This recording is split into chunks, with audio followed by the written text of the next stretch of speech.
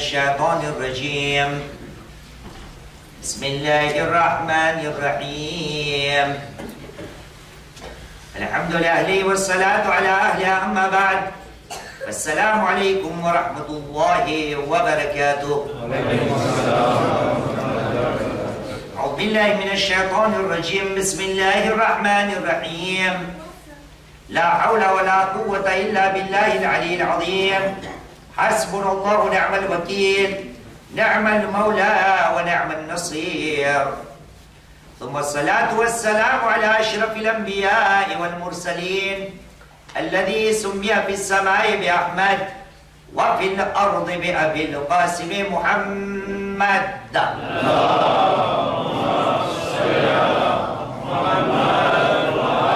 وعلى آل بيته الطيبين الطاهرين المعصومين الذين أذهب الله عنهم الرجس وطهرهم تطهيرا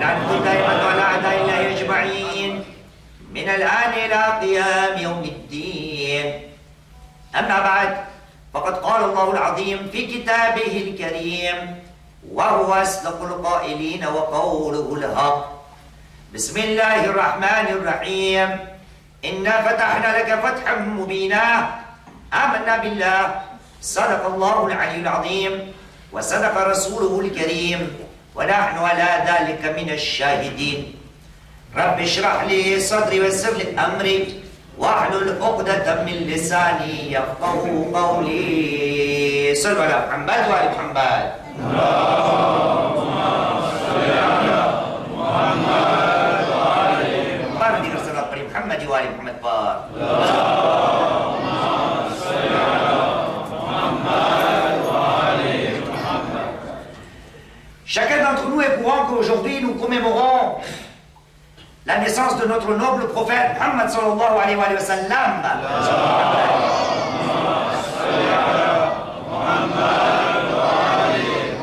Et aussi en même temps la naissance de son petit-fils, notre sixième imam, l'imam Ja'far al-Sadiq alayhi salam.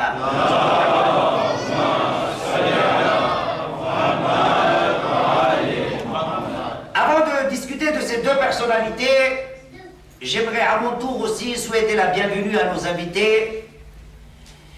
Et pour cela, Inch'Allah Ta'ala, pour qu'ils ne se sentent pas étrangers à notre cérémonie, ensemble nous allons sacrifier notre propre langue pour que nous puissions honorer nos invités. Et donc nous allons parler en langue française. Nous vivons en France et il se doit que nous réservions une partie de notre vie à cette belle langue française. Sallu ala Muhammad wa ala Muhammad.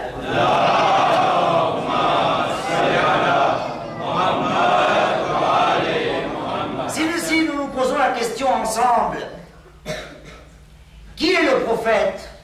Qui est ce noble prophète? Le connaissons-nous assez comme il se doit? Est-ce que nous savons de quelle manière Allah subhanahu wa ta'ala a honoré ce prophète? Allah subhanahu wa ta'ala a honoré ce prophète, tellement honoré qu'il n'a jamais appelé son prophète par son nom. Allons voir le Saint-Coran. Il n'a jamais appelé son prophète en disant « Oh Muhammad » sallallahu Muhammad wa Muhammad.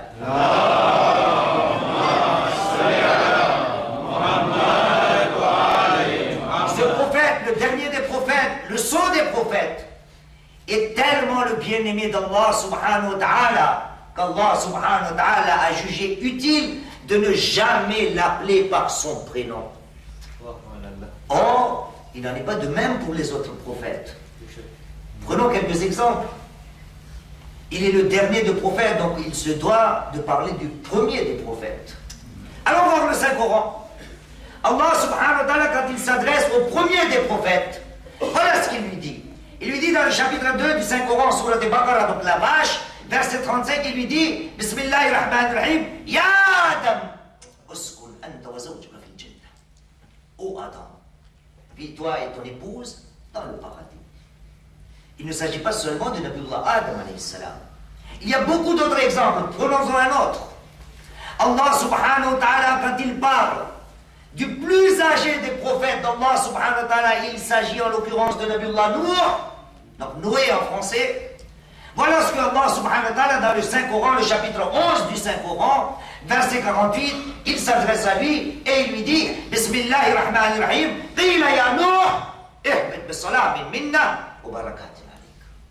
Ô Nuh, descends de ton bateau avec notre sécurité et avec nos bénédictions. Et là aussi, Allah subhanahu wa ta'ala s'adresse au plus âgé des prophètes avec son prénom. Et il lui dit Ya Nuh. Encore plus, un des plus grands prophètes qui nous réunit ici, Nabiullah Ibrahim alayhi salam, Abraham.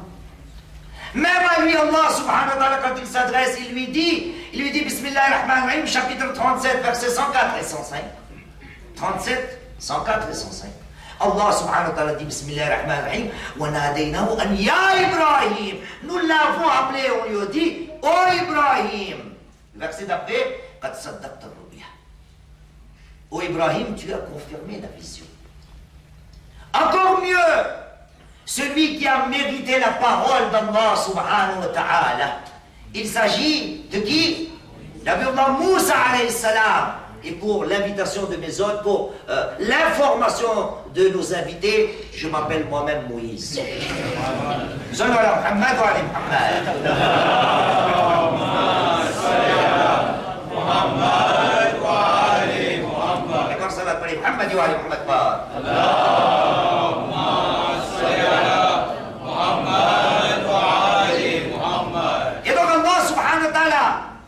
Quand il s'adresse avec le prophète Moïse alayhi salam ou Nabi Moussa alayhi salam, là aussi il l'appelle par son nom. Et il lui dit par exemple dans le chapitre 20 sous le Taha, versets 11 et 12, quand Nabi Moussa alayhi salam est arrivé, il lui dit Ya Moussa, inni ana rabbuka fakhlan alayk, innaka bil wadi al-muqaddas tuwa. Quand Nabi Moussa est arrivé sur le mont, Allah lui a dit Ya Moussa, ô Moïse, je suis très certainement ton Seigneur. Fakhlan alayk, enlève tes chaussures. Innaka bil wadi al-muqaddas tuwa, tu es sur une terre sainte qui se dénomme Torah. Alhamdulillah, le président m'a donné une perche. Vous nous avez présenté des invités qui font partie du mouvement de Marie. Sachons ensemble que dans le Saint-Coran, il y a tout un chapitre qui se nomme Mariam, la Vierge Sainte Marie. Et quand nous allons analyser ce chapitre du Saint-Coran, là aussi il y a des prophètes qui ont été appelés par leur nom et leur prénom. Allah subhanahu wa ta'ala, dans le chapitre 19 du Saint-Coran, verset 7, il s'adresse à Nabiullah Zakaria, qu'on appelle en français, Allah. Comment on appelle Zakaria? Allah subhanahu wa ta'ala lui dit, dans le verset 19, 7, Ya Zakaria, ô Zakaria, Inna nubashiruka bi ghulamin ismuhu Yahya.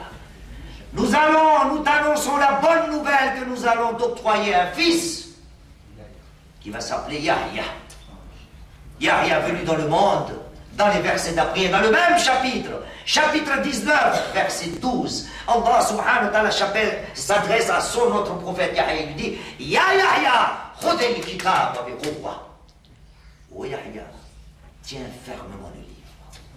Chers frères et sœurs, Allah subhanahu wa ta'ala, quand il s'adresse à ses messagers et ses prophètes, il les appelle par leur prénom. Le seul et unique prophète et messager d'Allah subhanahu wa ta'ala, Muhammad sallallahu alayhi wa sallam.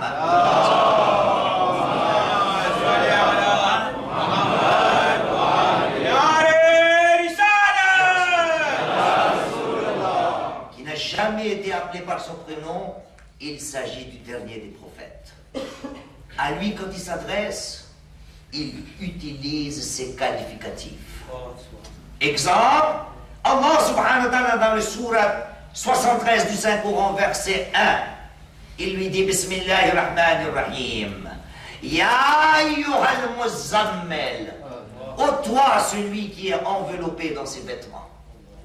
Le chapitre d'après, le chapitre 74, surat Muddathir, 74 verset 1, Allah subhanahu wa ta'ala le parle, ou lui parle et lui dit Bismillahirrahmanirrahim, Ya ayyuhal Muddathir, ô celui qui est enveloppé par son manteau. Quand le prophète est adressé par Allah subhanahu wa ta'ala, jamais Allah subhanahu wa ta'ala ne s'adresse à lui avec son prénom. Et quand il s'adresse à notre prophète, voilà de quelle manière il s'adresse à lui. Le nom du prophète est toujours associé à deux qualités. Tellement Allah subhanahu wa ta'ala a honoré ce dernier des prophètes. Il lui dit par exemple, dans le chapitre 5, verset 67, sourate Maïda, la table servie, il lui dit Bismillahir Rahmanir Rahim, Ya ayyuhar Rasoul, balligh ma unzila ilayka min rabbik. Ô messager, il s'agit de notre prophète, mais le prénom du prophète n'a jamais été mentionné. Quand il s'adresse à notre prophète, il lui dit ô messager. Une autre nomination du prophète. Allah subhanahu wa ta'ala, quand il s'adresse à notre prophète, voilà comment il s'adresse à lui. Il lui dit Bismillahirrahmanirrahim, chapitre 33, verset 1, sourate Ahzab, les coalisés. Il lui dit Bismillahirrahmanirrahim. Ya ayyuhan nabi, ittaqillah, wa la tuti'il kafirin wal munafiqin. Ô prophète d'Allah subhanahu wa ta'ala, crains Allah subhanahu wa ta'ala. Et n'obéis pas aux mécréants et aux hypocrites. Voyez-vous, chers frères, Allah subhanahu wa ta'ala aime tellement ce prophète. La question que je dois me poser, mais pourquoi Allah subhanahu wa ta'ala a-t-il tellement honoré ce prophète? Et quand il en parle, et quand il cite son nom, il le cite toujours avec ces deux qualificatifs.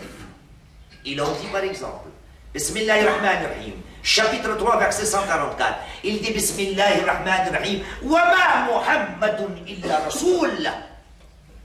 Muhammad sallallahu alayhi wa sallam. Allahumma salli ala Muhammad wa ali Muhammad. D'autre que messager.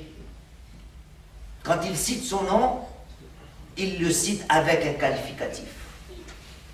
Deuxième qualificatif. Là aussi, il va citer son nom. Et il dit Bismillahirrahmanirrahim. Chapitre 33, le même chapitre, les coalisés, verset 44. Allah subhanahu wa ta'ala dit. Il y a un problème. Chapitre 40, verset 40. Sallu ala Muhammad wa ala Muhammad. Allahumma salli ala Muhammad wa ali Muhammad. Wa kana Muhammadin aba ahadin min rijalikum. Muhammad n'a pas été le père de quel quiconque parmi vous. Qui est-il, Muhammad? Il est Rasulullah, il est le messager d'Allah subhanahu wa ta'ala, wa khatamun nabiyyin, et il est le dernier des prophètes. Voyez-vous, chers frères, Allah subhanahu wa ta'ala a tellement honoré son prophète qu'il ne s'est jamais adressé en citant le prénom du prophète. Pourquoi? Pourquoi les autres prophètes ont été cités? La phrase ne serait pas belle, mais c'est pour expliquer aux enfants. Pourquoi les autres prophètes ont été pointés du doigt, dans le bon sens bien sûr, avec leur prénom. Ya Adam, Ya Ibrahim, Ya Nour, Ya Yahya, Ya Moussa. Mais le prophète n'a jamais été pointé du doigt. Pourquoi est-il tellement le bien-aimé d'Allah subhanahu wa ta'ala? Quand nous analysons le Saint-Coran, nous pouvons nous rendre compte que ce dernier des prophètes est venu avec un tel message. Un tel message qui va parfaire et accomplir et finir et compléter les messages des prophètes antérieurs. Sa venue même. Si ce prophète est venu, pourquoi est-il venu? Allah subhanahu wa ta'ala en parle. Il dit Bismillahirrahmanirrahim, chapitre 21, verset 107. Le chapitre lui-même, c'est les prophètes, l'Anbiya. Wa ma arsalnaka illa rahmatan. Et nous ne t'avons envoyé, comment? Comme miséricorde pour l'univers. Si le prophète Muhammad sallallahu alayhi wa sallam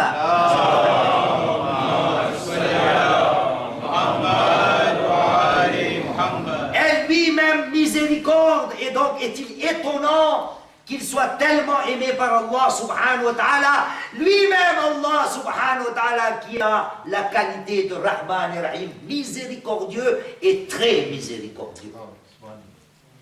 Car le prophète a les mêmes qualificatifs qu'Allah subhanahu wa ta'ala. Et pas seulement ça. Car le prophète, quand il est venu, voyez-vous, au début du discours, j'ai cité le verset 1 du chapitre 48. Surat al-Fath, la victoire. Allah subhanahu wa ta'ala s'adresse à son prophète. Et là aussi, il ne prononce pas son prénom. Il lui dit Bismillahir Rahmanir Rahim. 48, 1. Inna fatahna laka fatham mubina. Certes, nous t'avons octroyé, certes, nous t'avons accordé une victoire éclatante. De quoi s'agit-il? Est-ce que le prophète a gagné une guerre? Est-ce que le prophète a gagné une bataille? Pourquoi Allah subhanahu wa ta'ala s'adresse-t-il à notre noble prophète et lui dit Inna fatahna laka fatham mubina. Nous t'avons accordé une victoire éclatante. Quand est-ce que ce verset a été révélé à notre noble prophète? Analysons l'histoire et nous allons nous rendre compte que ce verset a été révélé à notre prophète Muhammad sallallahu alayhi wa sallam.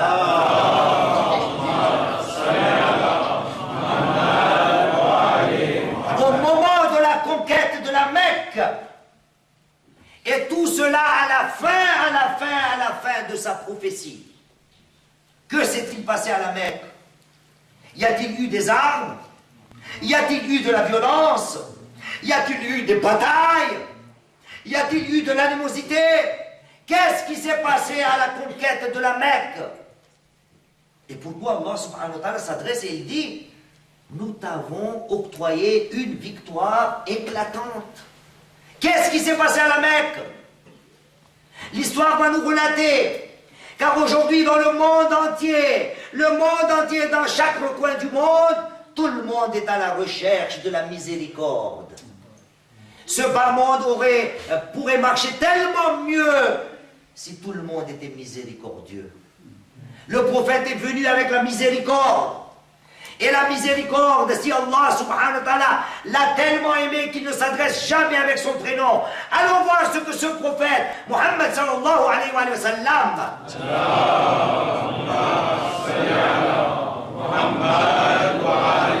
nous a appris. Comment a-t-il eu la conquête de la Mecque?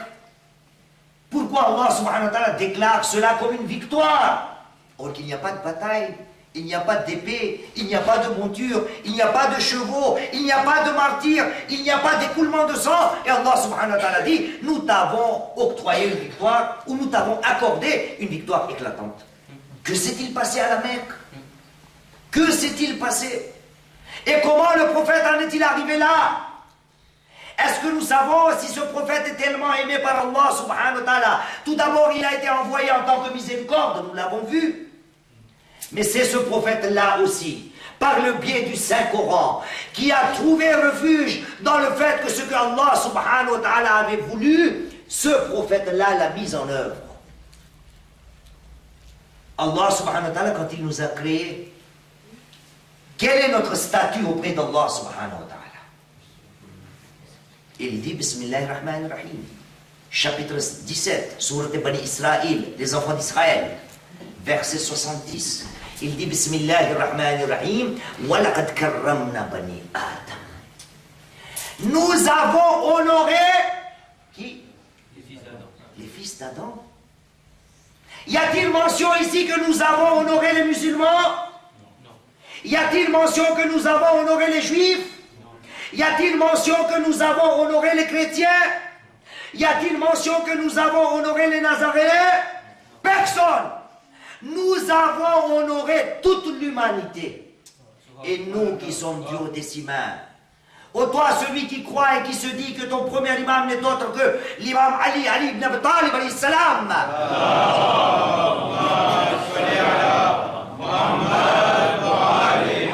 La Nahjul Balagha, la voix de l'éloquence. Il s'adresse à son peuple, donc à nous. Et il nous dit An-Nas Sinfan. Il y a deux catégories de personnes. An-Nas Sinfan. Amma akhun laka fi ad-din ou nadirun laka fi al-khalq. Il y a deux genres. Le premier n'est autre que akhun laka fi ad-din. ou bien il est ton frère dans la religion, ou bien ou bien il est ton semblable dans la créature d'Allah subhanahu wa ta'ala.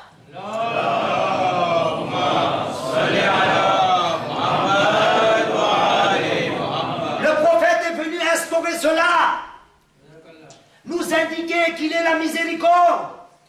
Il est venu pour nous donner la leçon de l'humanité.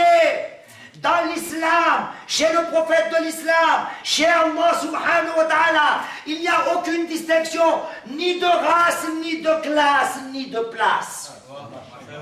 Aucune distinction. Voilà le vrai islam. Voilà ce que le prophète a prêché. Analysons la vie du prophète. On en a déjà parlé. Mais aujourd'hui, l'occasion se présente de faire un petit rappel. Comment les gens se sont convertis à l'islam?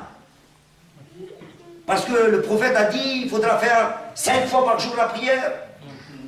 Parce que le prophète a dit il faudra jeûner le mois béni de Ramadan. Parce que le prophète a dit que pendant Dhul Hajj il faudra aller au pèlerinage. Parce que le prophète a dit qu'il faudra donner de l'aumône et de la taxe. Non! Le prophète, s'il a ramené une réforme sociale, et jusqu'à nos jours, tout simplement par un outil. Et l'outil s'appelle l'humanité. Les gens ont compris que les paroles de ce monsieur nous parlent. Analysons la vie du prophète à la Mecque. C'est le moment où les gens achètent des esclaves. C'est le moment où les gens frappent les esclaves. Et le meilleur des exemples pour nous n'est autre que Bilal et Habashi, le muazzin du prophète, celui qui était d'origine éthiopienne. Donc, en français on dira d'une couleur si péjorative noire. Trouvez autre chose. Sallu ala Muhammad wa ala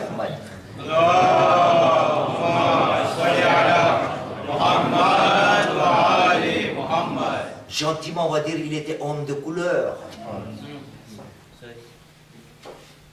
Mais il a entendu, il y a quelqu'un qui est venu à la Mecque, qui est en train de propager un message en disant que tous les humains sont égaux. Et ça, Bilal, ça le parlait. Ça l'a touché. Et il s'est dit, moi, je vais accepter cette religion-là. Pourquoi? Parce qu'il parle ma langue. Il parle la langue de l'humain. Chers frères, le prophète était venu pour nous rendre de meilleurs humains. Il parlait la langue de l'humanité. Serait-il digne de notre part, surtout nous en tant que musulmans, qui célébrons et commémorons sa naissance aujourd'hui, que nous ayons de l'animosité envers quiconque dans notre vie? Et nous avons aujourd'hui des invités, des co-religionnaires, dirons-nous. De quelle manière Allah subhanahu wa ta'ala nous a donné l'ordre? Allons voir le prophète. Allah subhanahu wa ta'ala ne dit pas au prophète, ne dit pas aux gens, il dit de passer par le prophète. Et il lui dit, chapitre 3, verset 64. Il lui dit, Bismillahirrahmanirrahim. Qul, ya ahlal kitab. Dis, ô vous les gens du livre. Ah bon? Qu'est-ce qu'on va faire? Ta'alu ila kalimatin sawa baynana wa baynakum. Soyons unis sur une parole commune. An la na'buda illa Allah wa la nushriku bihi shay'a. Nous n'allons adorer que Allah subhanahu wa ta'ala. Nous n'allons lui associer personne. Wa la yattakhidh ba'duna ba'dan arbaban min dunillah. Nous n'allons engendrer aucune divinité avec Allah subhanahu wa ta'ala. Allah, Ahl al-Kitab. C'est qui Ahl al-Kitab? Les gens du livre. C'est qui les gens du livre? Qui? Les chrétiens. Quel est le livre des chrétiens? L'évangile ou la Bible?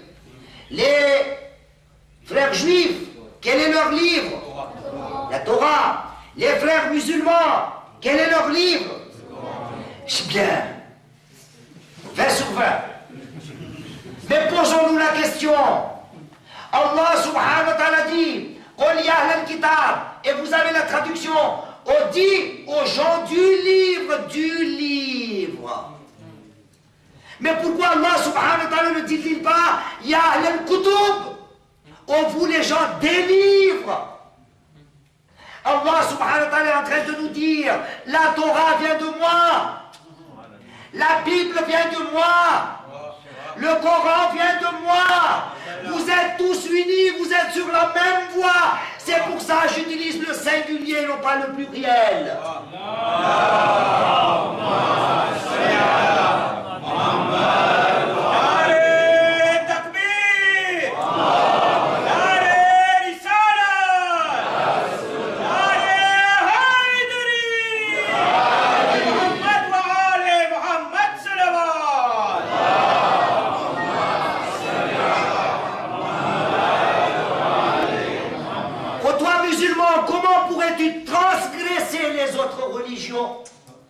Or que tu as un livre qui te l'interdit. Or que tu as ce prophète qui te l'a interdit. Vous en voulez une preuve? Cheikh Moïse ne parle jamais avec sa parole. Il parle avec le Coran. Allah subhanahu wa ta'ala dit Bismillahirrahmanirrahim, chapitre 6, verset 108. Allah nous parle à nous. وَلَا تَسُبُّوا الَّذِينَ يَدْعُونَ مِن دُونِ اللَّهِ فَيَسُبُّوا اللَّهَ عَدْوًا بِغَيْرِ عِلْمٍ. Ne transgressez jamais les autres, ceux qui ne croient pas à Allah subhanahu wa ta'ala, ceux qui ont d'autres divinités que Allah subhanahu wa ta'ala. Sinon, eux aussi, par ignorance et animosité, vont transgresser Allah subhanahu. Chers frères, ce prophète était le prophète de la miséricorde. Ce prophète était le prophète de l'humanité. Soyons de meilleurs humains.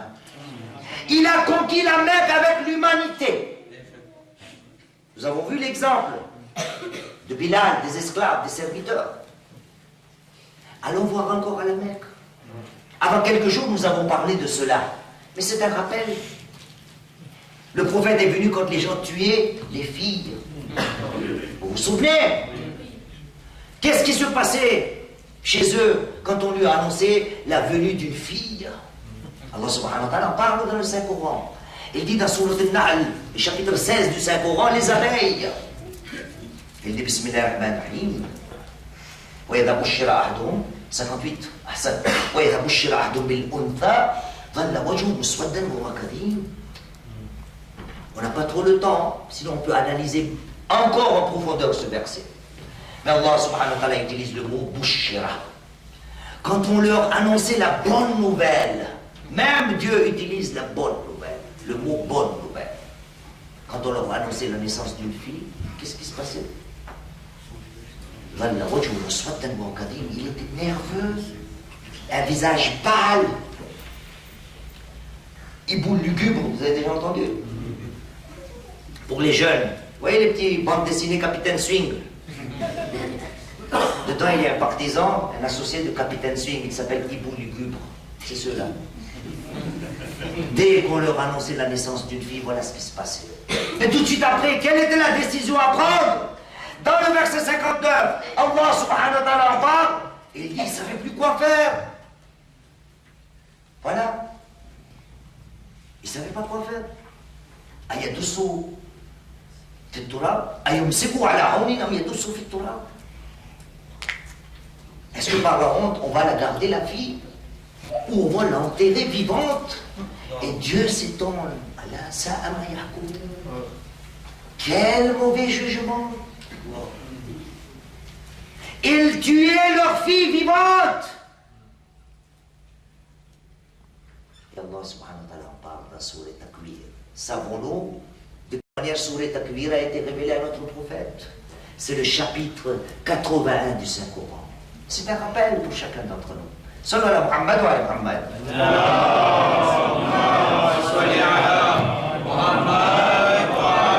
Je vais vite passer là-dessus.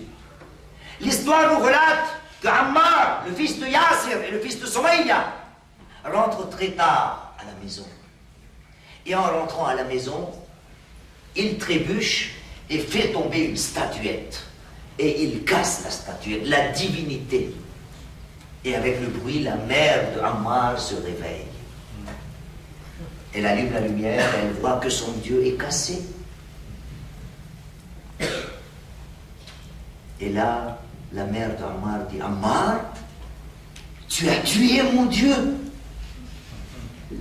Et Ammar, le fils, lui dit, maman, mais comment pouvons-nous adorer un Dieu à qui nous donnons nous-mêmes naissance et que nous tuons nous-mêmes par nous-mêmes?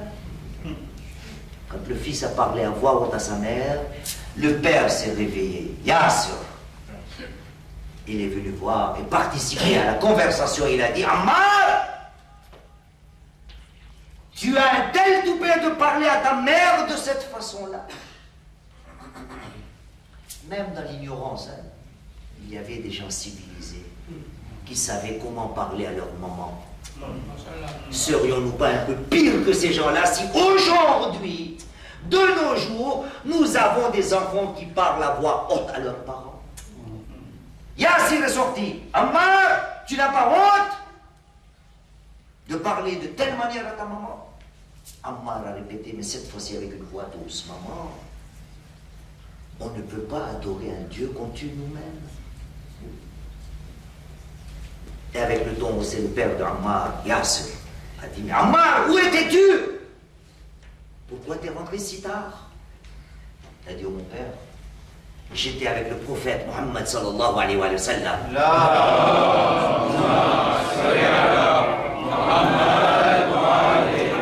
Et savez-vous, qu'est-ce qui a été révélé au prophète aujourd'hui? Il lui dit, raconte-nous. Il dit, il a été révélé le chapitre 80 du Saint-Coran sur le Takwir. Bismillahirrahmanirrahim. Wa idha ash-shamsu kuwirat. Wa idha an-nujumu kadarat.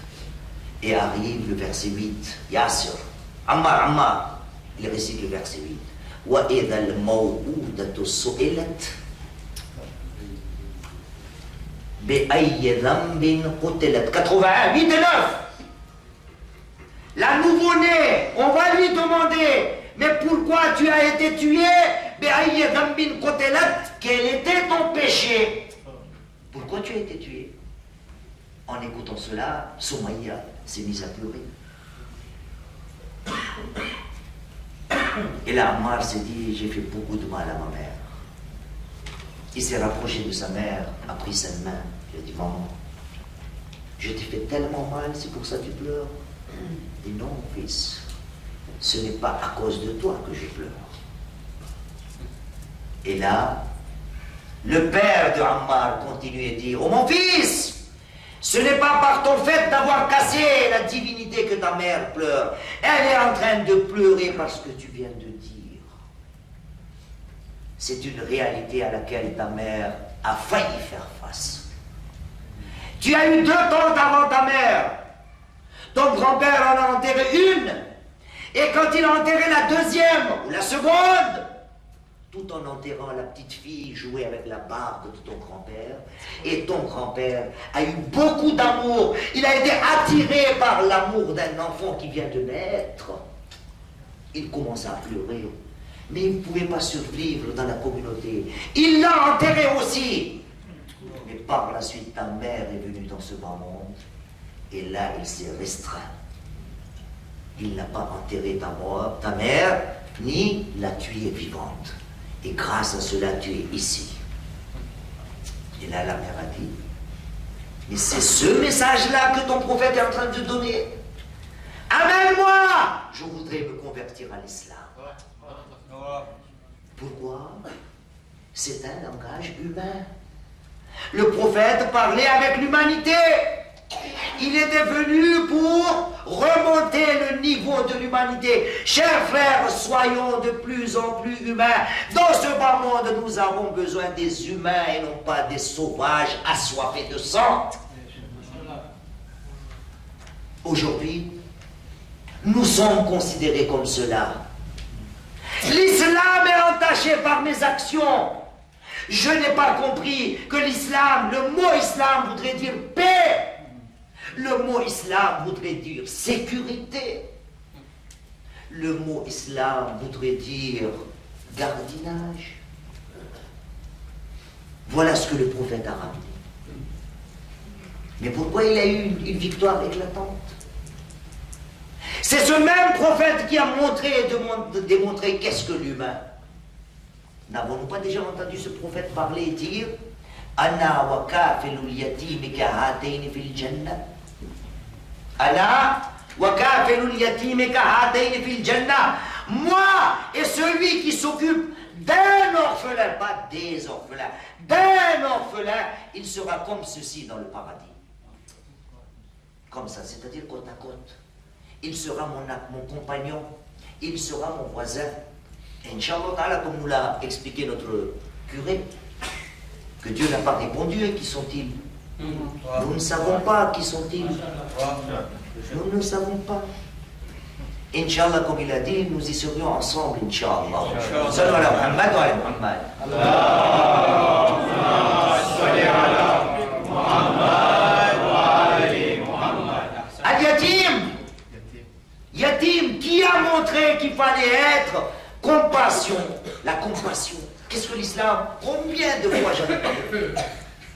Quand on est venu demander à ce même prophète Muhammad sallallahu alayhi wa sallam,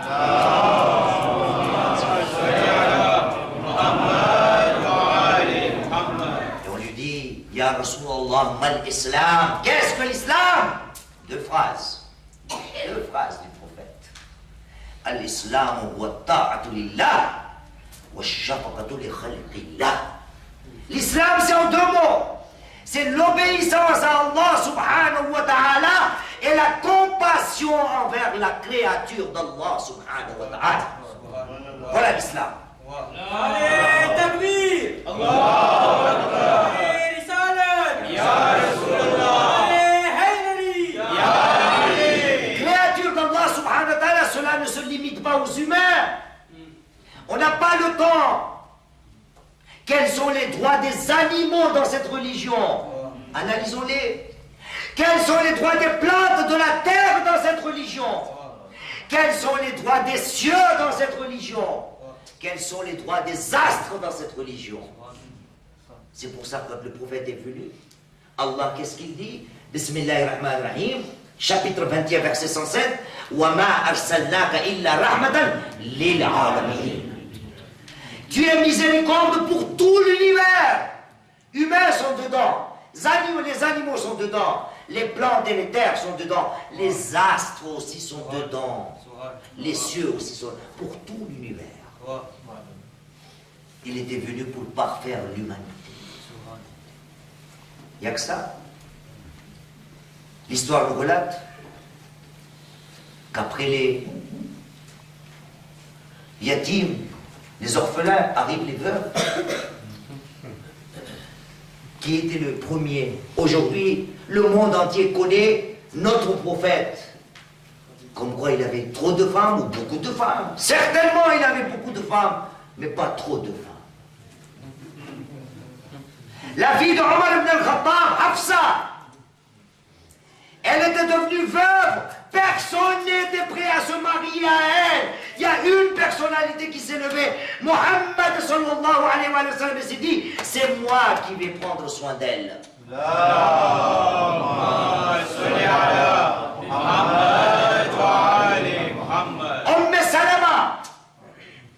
Le prophète s'est occupé des veuves. Pourquoi?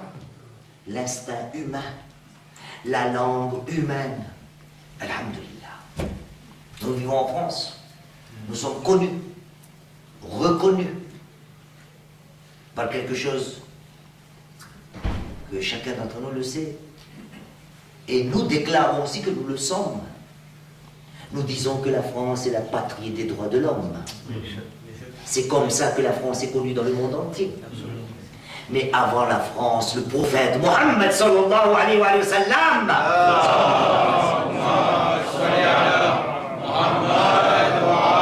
est venu donner ce même message.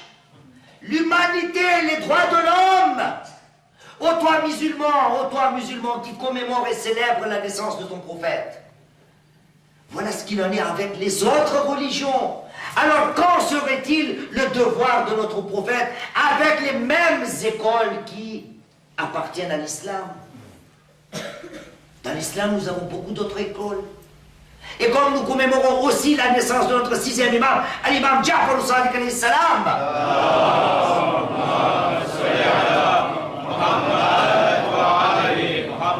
Écoutons, repensons, analysons ensemble un de ses ordres, un de ses décrets. Il nous a dit à nous les duodécimains, les Ja'farites, ô vous les Ja'farites, il est de votre devoir, une fois au moins, une fois par semaine, d'aller dans les autres mosquées. Pourquoi a-t-il dit cela? C'est parce que cette religion, cette école, c'est l'école de l'humanité, de la miséricorde et de l'égalité. Tout le monde est pareil. Mais aujourd'hui, voyons l'état du monde musulman. Et nous en sommes responsables, nous aussi. Parce qu'il est fort possible que beaucoup d'entre nous, et le premier d'entre eux, moi-même, je me dis, oui, mais moi, j'ai rien à voir dedans. Si, j'ai beaucoup à voir dedans. Si je ne dis rien, si j'accepte tout ce qui se passe, au vu d'Allah subhanahu wa ta'ala, auprès d'Allah subhanahu wa ta'ala, je sais, je serai aussi responsable que ces gens-là qui sont sur le terrain. Qui divisent la nation, qui divisent la nation musulmane. Le prophète était là pour l'humanité. Même avec les ennemis, que s'est-il passé à la Mecque? Quand Allah subhanahu wa ta'ala dit à son prophète, 48 ans, Inna fatahna laka fatham mubina. Nous t'avons donné, accordé une victoire éclatante. Qu'est-ce qui s'est passé? Eh bien, il y avait des sauvages, des inhumains qui étaient avec le prophète. Le prophète rentre à la Mecque et voilà les gens qui se disent c'est bon, c'est le moment de prendre sa revanche. Nous avons les noms de ces, dirons-nous, des talibans, les extrémistes qui sont sortis dans les ruelles de la Mecque et ils ont dit Al-Yawm Yawm al-Malhama. Aujourd'hui, c'est la journée de la revanche. Quel est notre terme de revanche? Vengeance. C'est la journée de la vengeance, de la revanche. Le prophète a eu vent de cet appel. Les gens se sont rassemblés auprès du prophète. Et savez-vous parmi ces gens-là, qui y avait-il? Abu Sufyan, celui qui a engagé la première bataille de l'islam, Badr, l'an 2 après l'Hégire. La seconde bataille de l'islam, Uhud, l'an 3 après l'Hégire. Et qu'est-ce que n'a pas perdu notre prophète? Pendant la bataille d'Uhud, le prophète a perdu son oncle. Il a été tellement marqué que l'histoire nous relate. Quand les femmes sortaient de leur maison pour pleurer les martyrs de Uhud, le prophète dans son coin pleurait tout seul et il disait « Mais qui va pleurer mon oncle Hamza ?» Hamza, c'est de Shouda. Qui va pleurer Hamza?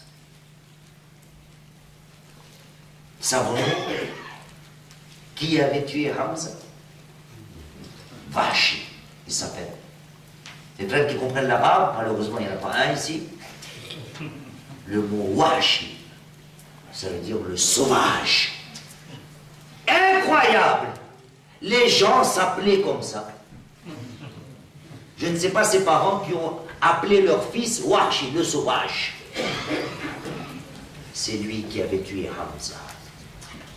Et le jour de la conquête de la Mecque, le prophète rentre à la Mecque. Il y a Washi qui se présente devant lui. Il y a Abu Sufyan qui se présente devant lui. Il y a Hind, l'épouse de Abu Sufyan, celle qui a voulu mâcher l'estomac de Hamza. et le prophète a eu vent qu'il y a des gens qui disent aujourd'hui c'est la journée de la vengeance, le prophète a dit Al-yawm yawmul marhama. Non, aujourd'hui c'est la journée de la miséricorde et du pardon.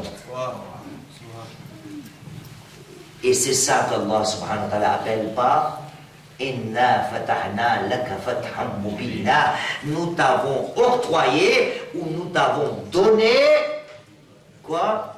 Une victoire éclatante. Chers frères,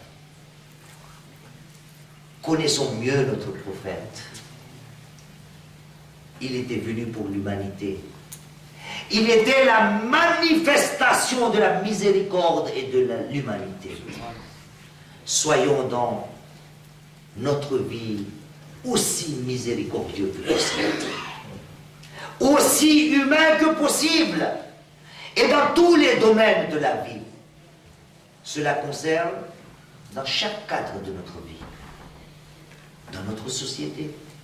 Miséricordieux et être humain avec les voisins, avec les parents, avec les enfants, avec les élèves, avec les professeurs, avec les patrons, avec les employés, avec les voisins, avec les dames, avec les femmes, avec les pères, avec les mères, avec les beaux-parents, avec les belles-filles, avec les beaux-fils. Dans toutes les situations, si tu es un vrai musulman et si tu commémores la naissance du prophète, Muhammad sallallahu alayhi wa sallam,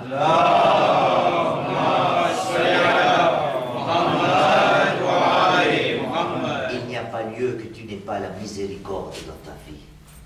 Il n'est pas lieu que tu manques d'humanité dans ta vie. Voilà pourquoi demandons à Allah subhanahu wa ta'ala par la grâce de notre prophète et notre sixième imam